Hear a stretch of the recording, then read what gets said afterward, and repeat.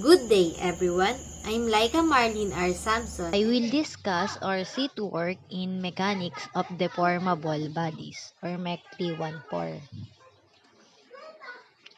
So, in the following questions or problems, the main direction is to draw the shear and moment diagram in the following and identify the maximum moment and its location. So, let's start.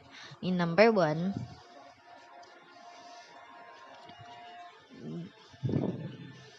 this is the figure in number 1. So, first, let's uh, uh, let's compute the support reaction. So, in this problem, this is the support reaction. So, summation of FB is equal to 0. 0 is equal to negative 60. Ito po yun. Pababa po, kaya negative 60. And then, minus 70 because 10 by 10 kilonewton per meter and it's 7 meter. Minus 70 plus CY. Para makompute po natin ito. So, yung CY is equal to 130 kilonewton. And then, compute naman po natin yung moment ng C. So, summation of MC is equal to 0. So, 0 is equal to negative MC plus 70 times 3.5 minus 60 times 14 is equal to 1,085 kilonewton. So, kung compute naman po natin yung shear. So, first po, yung BA is equal to negative 60 kilonewton kasi pababa po. And then, BC po, eto, is negative 60 minus 10 times 7 is 130. Tapos po, magiging balance po yan kasi po, ito pataas. So, magiging plus 30 is equal to 0. Yun. So, malalaman po natin na tama pag nag-balance po yung alas. So, ito naman po, compute po natin yung moment ng AB. So, negative 60 times 70 is negative 420 kilonewton per meter. Tapos, yung BC naman po, so, i-compute natin dito. Negative 420 minus 1 half 7 times 60 plus 130 is equal to negative 1,085 kilonewton. Tapos po, yung moment ng C is negative. Ito po yung moment ng C. I-plus po natin yan is equal to 0. Yung maximum moment po natin is at negative 1,085 at point C. So, ito po yung dito? Shear and moment diagram. Sa taas po yung shear and ito naman po yung moment diagram. So, una po, yung BA natin is 60. So, magdodrawing po tayo dito ng 60. Ito po. Tapos, ayan, hanggang, ayan. Tapos, yan. And then, yung moment ng C po ay negative 130. So, magiging, ayan po. Bababa po. And then, ayun. Ayan po. Then, paano po natin makukuha yung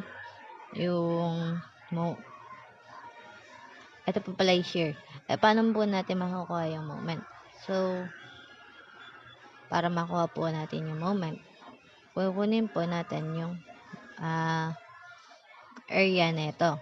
So, pag kinuha po natin yung area niyan, makakuha po tayong 420 kilonewton meter. And then, ito naman po, kunin po natin yung area nito. Yan. And then, makukuha po tayo ng negative 85 kilonewton meter. Yun po. So, next naman po. Number 2. Ito naman po yung figure sa number 2. So, kunin po ulit natin yung support reaction. Dito po, meron po tayong RA saka RD. So, kunin po natin yung RD. Yung moment po ng, ayan. So, para makuha po natin yun, summation of MA is equal to 0. Clockwise. Wait lang. 0. So, 0 is equal to 50 times 3. Ito po. 50 tapos 3. And then, plus 100 plus 6. Ito po, dalawa. Minus RD. Ito po yun. Times 9. And then, 50. Ito po, times 12. Pag sinolve po natin yan, makukuha po tayo ng 100 kilonewton. Then, compute naman po natin yung summation ng FV. So, mali, yung RA. So, para po makompute yan, so, EFB is equal to 0. So, 0 is equal to RA minus 50 minus 100 minus 150. Ito po yung RD. And then 50. So, makakuha po tayo ng 50 kilonewton. Yan. So, BA po natin, as sa nasolve po natin, 50 kilonewton. BB naman po is 50 minus 50 is 0 kilonewton.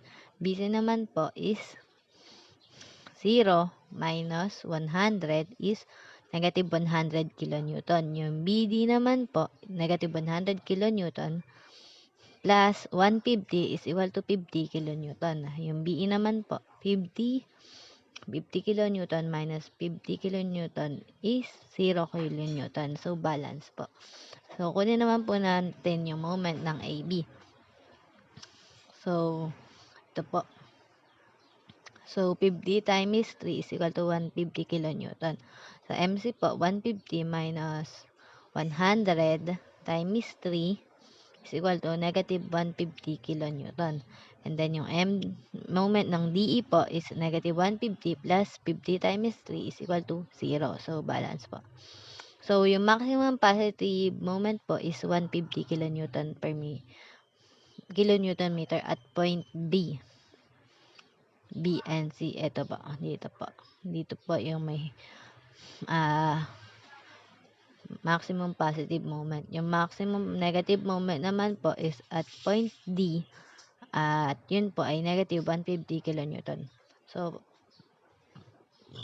ito po yung moment diagram. So, makikita po natin dito. Wait. The shear and moment diagram. Ito po. Sa shear diagram. So, ito po yung 50 kilonewton. Tapos po, 0 kilonewton, kaya po walang nakalagay. And then, BC po, negative 100. Ito po, bababa po. And then,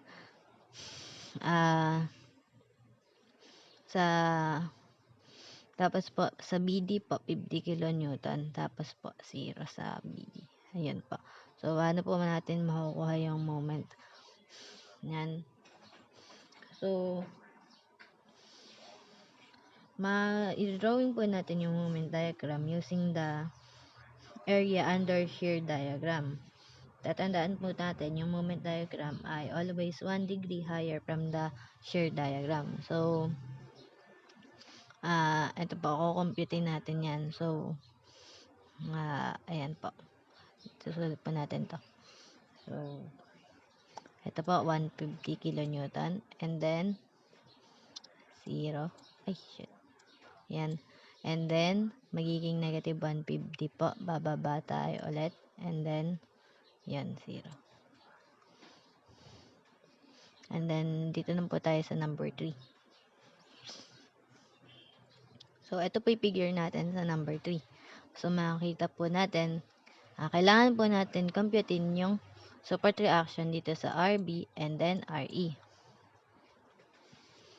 So, yun. So, computein po natin yung RE. So, makompute po natin yan gamit yung summation ng MB is equal to 0. Ayan, clockwise positive. So, 0 is equal to 110 times 3 plus 110 plus 6 plus 55 times 12 minus RE 9 and then minus 55 times 3. So, pag inumpit po natin yan sa calcul, makakakuha po tayo ng 165 kilonewton. And then, so, computein na po natin yung shear.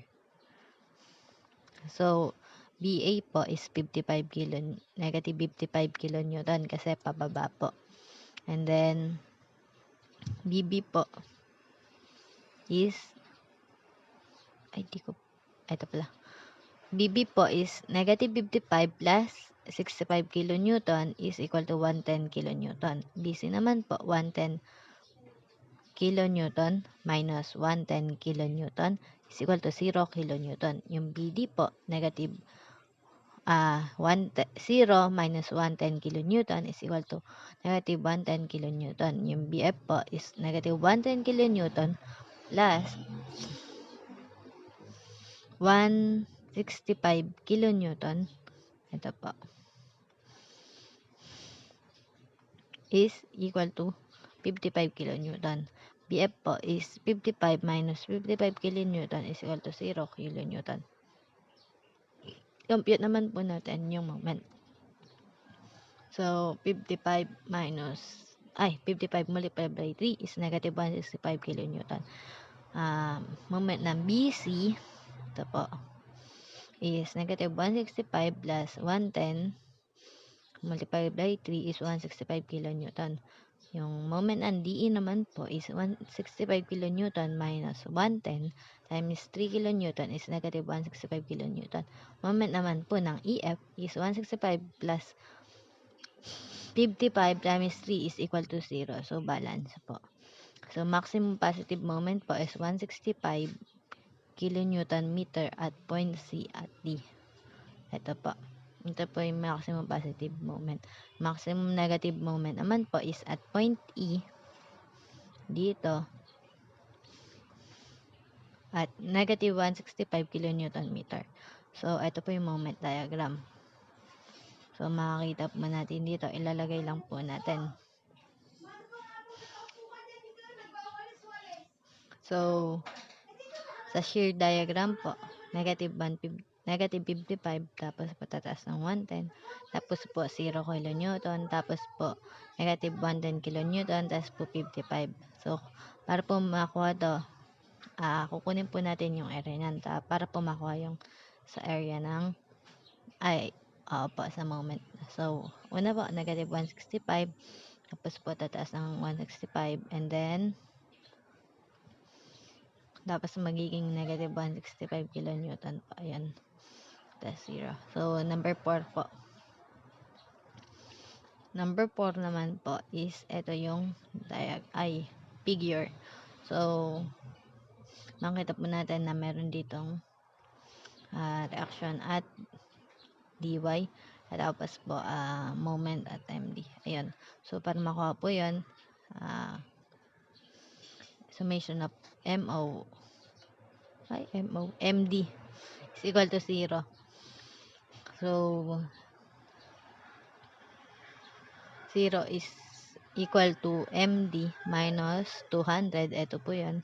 Minus 75 times 8. Ito po. So, pag kinalculate po natin yan, 800 kilonewton per kilonewton meter. So, ito naman po, kunin po natin yung summation ng FB. So, ng forces.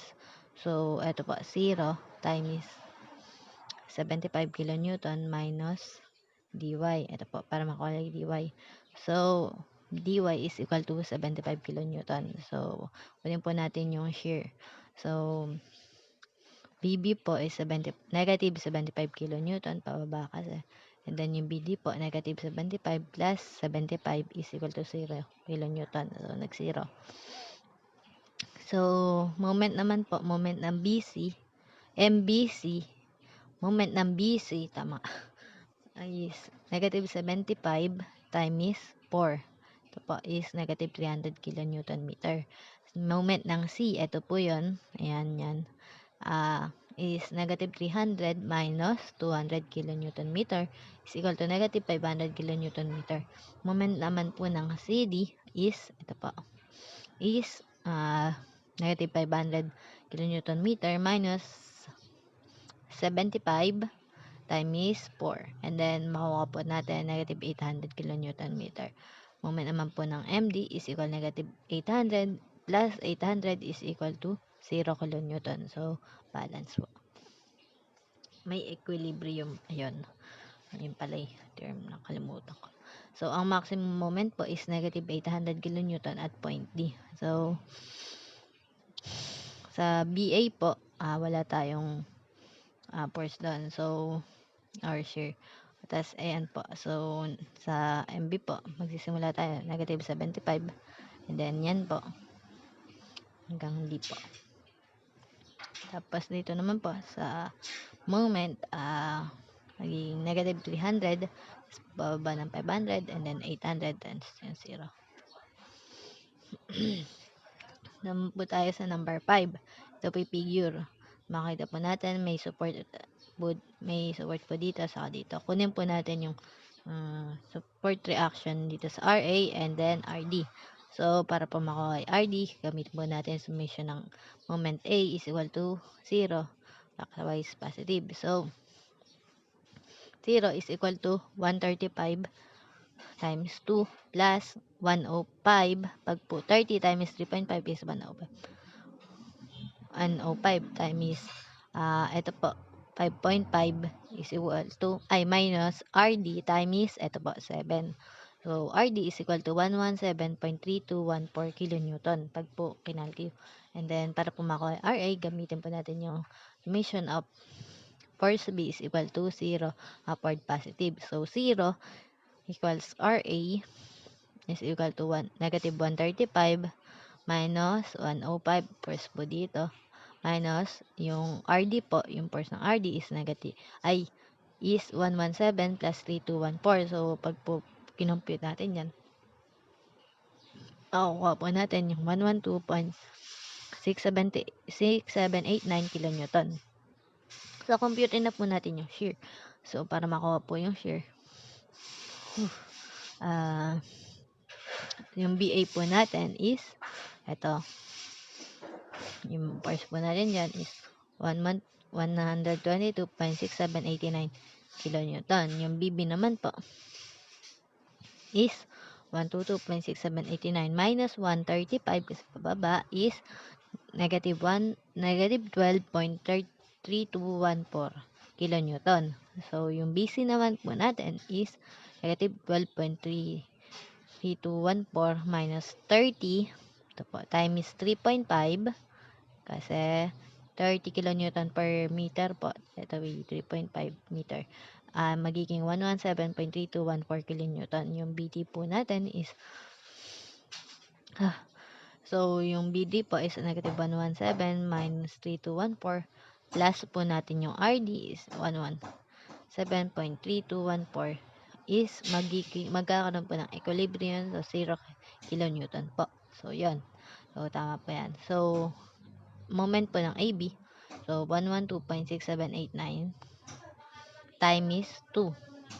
So, magiging 245.35789 kilonewton meter. Yung yung moment ng BC naman po is minus po natin yon sa sa 12.3214 times 1.5 po is ito po yung makukuha natin. And yung moment ng CD naman po, minus mo natin doon multiply by 3.5 CD. Ito CD. Time, multiply by 12 plus 3214 plus 170 by 2 is equal to 0 kilonewton. Maximum moment po natin is 245.3578 kilonewton meter at point B. Dito po. Ito po yung may maximum moment natin. So, ito po yung shear moment diagram niya. Ito po yung shear diagram. Ito po yung moment diagram. Makakita po natin dito. Ito po yung 112.6789 kilonewton. Tapos po, bababa ng 12.3214 kilonewton. And then, bababa pa ng 117.312 kilonewton. Tapos, mag-equilibrium po ng 0. And then, ito naman po yung moment diagram po natin. Madodrawing po natin to pag kinuha natin yung area ng shear diagram. So, or ito po. Ayan. So, una po, 245. Tapos po, baba ng 267. And then, mag-kasi 0 po. Ayan. Number 6. Sa figure po natin, makikita po natin may moment A tayo. Tapos po yung reaction ng AY. Tapos yun, ito po. So, para po makuha natin yung moment ng A, so, summation of MA is equal to 0. Clockwise positive, tapos 0 is equal to negative MA minus 75 times 6 is equal to, minus 50 times 15. So, MA is equal to 27 kilonewton meter. So, EFB naman po is 0 is equal to AY minus 75 minus 150. Okay. 25 times 6. Yun pala yun. Okay, so AY po is equal to 225 kilonewton. So, BA po is 225 kilonewton. Ito po yung nakuha natin dito. Yung BB po, 225 minus 75. Ito dahil dito is 150 kilonewton. Yung BC naman po, 150 minus 25 times 6. Ito, dito, 25 tapos 6 is 0 kilonewton. BC pala yun. So, MA naman po, moment A. Moment ng A is, ito. So, negative 27 kilonewton. So, ayan yun. Doon natin nakuha yun. Yung moment ng AB naman po is negative 27 kilonewton meter plus 225. Ito, saka 225 times 6 is equal to negative 1350 kilonewton meter. Moment naman po ng BC, negative 1350 plus 150 times 6 is equal to negative 450 kilonewton meter. Yung moment naman po ng CD, negative 450 plus 1 half ng 150 times 6 is equal to 0 kilonewton meter. Ang maximum moment po is negative 27 kilonewton meter at moment A. Ito po. So, ito po yung moment diagram niya. So, yun nga po, yung BA po 225, tapos po yung BB po is 150, and then BC po ay 0. Dito naman po sa moment diagram, yung moment ng A is negative 27, moment ng AV is negative 1350, ang moment naman po ng BC is negative 450, and moment po ng CD ay 0. Ayun po. So, number 7 naman po. So, 7. So, ito po yung figure natin. Makikita po natin may reaction tayo sa A and D, and may moment po tayo sa may B. Yan. So, Para po makuha po natin yung reaction sa D, gamitin po natin yung summation of moment A is equal to 0, clockwise positive. So 0 is equal to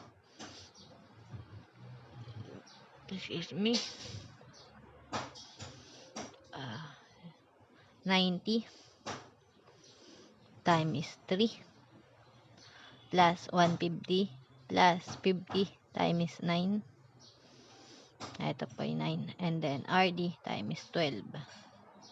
So makuha po natin dyan 75.5 kilonewton. 6 pala to dapat. Okay. So, para po makuha natin yung RA, ito po, summation of force B is equal to 0. Upward positive 0 is equal to RA minus 90. Ito may 90. Minus 50. Minus 75.2. 72.5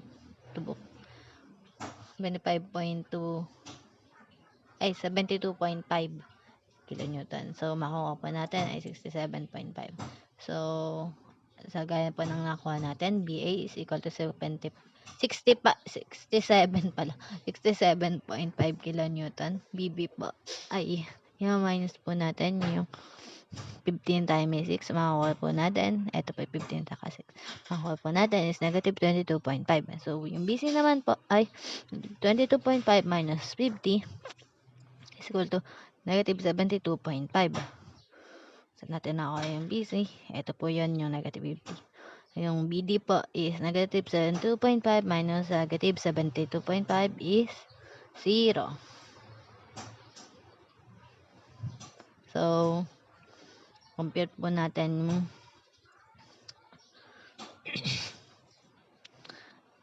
compute po natin tong moment ng AB. AB po is 1/2 times 67.5 multiply by 6 minus 1.5 is 151.875 kilonewton meter. Yung AB po, isa pa, is 151.875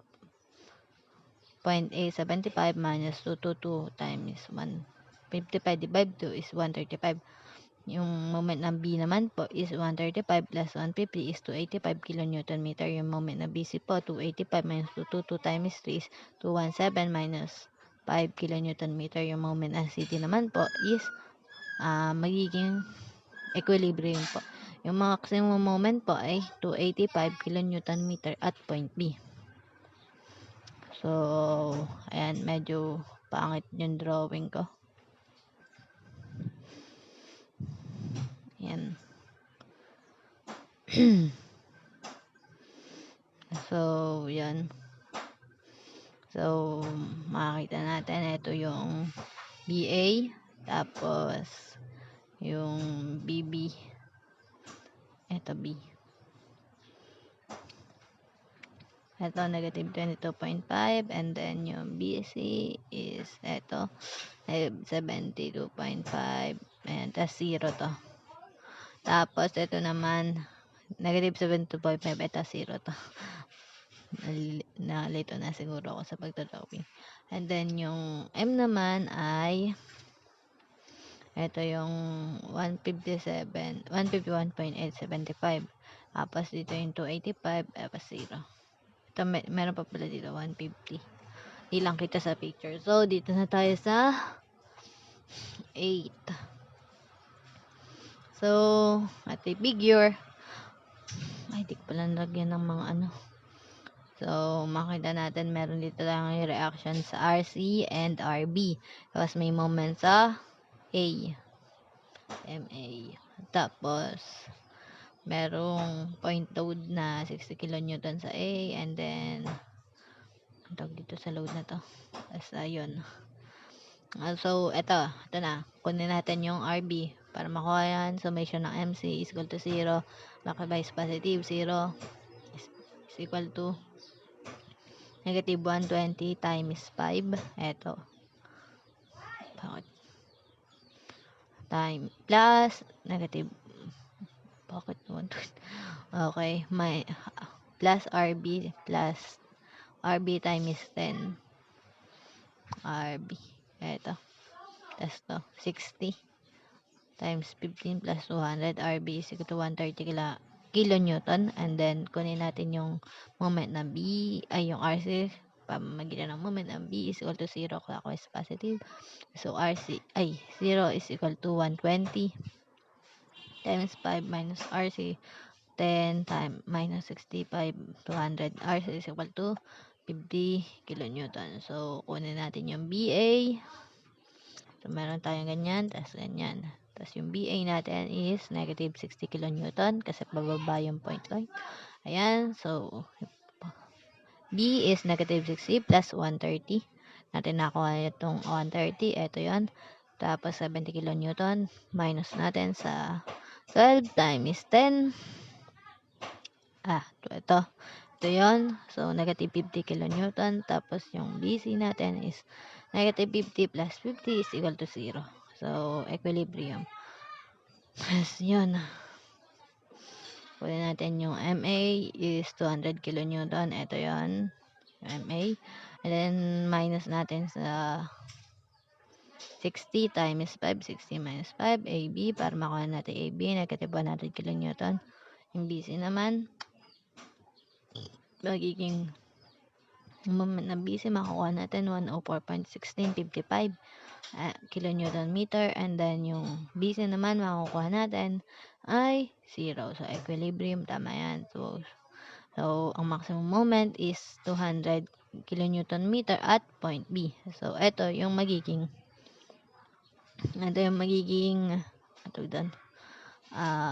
shear moment diagram natin. Ito yung shear, ito yung moment. So, yan. Thank you po sa pakikinig sa assignment ko sa mechanics of the formable bodies. Thank you.